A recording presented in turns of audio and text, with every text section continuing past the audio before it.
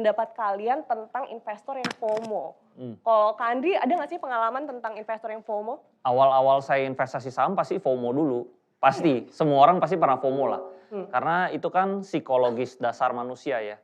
Jadi pasti semua orang pernah FOMO. Nah pas FOMO itu rugi, akhirnya kan belajar, akhirnya nggak FOMO lagi.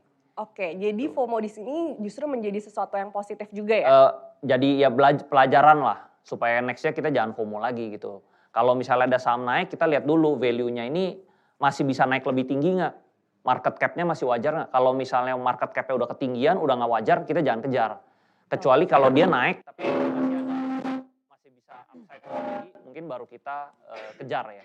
Menurut saya seperti itu sih. Kalau Prof Fakih gimana pendapatnya tentang investor FOMO?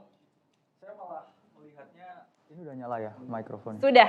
Kayak suara saya emang kecil. Oh iya, boleh mungkin dari tim panitia? Jadi mungkin saya malah lihat point of view yang sedikit kontrarian ya. Menurut saya juga FOMO itu nggak ada masalahnya. Karena apa? Karena banyak orang juga yang melihat FOMO ini sebagai sesuatu yang negatif. Jadi FOMO itu juga core orang mengetahui suatu informasi. Kalau di awalnya nggak FOMO, dia pasti nggak mungkin bisa nyemplung ke dalam suatu instrumen. Yang paling penting itu adalah sebenarnya sizingnya seberapa. Orang boleh FOMO, tapi kalau FOMO semua harta hidupnya ya pasti bermasalah. Tapi kalau oke, saya FOMO, saya siap kehilangan sekian. Itu nggak masalah.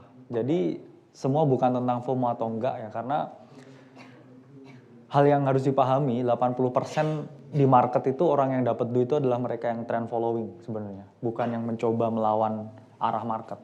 Dan mayoritas orang yang FOMO itu juga sebenarnya banyak dapat cuannya juga. Karena biasanya yang teriak-teriak, oh saya FOMO terus lungkat itu karena sizingnya kurang tepat.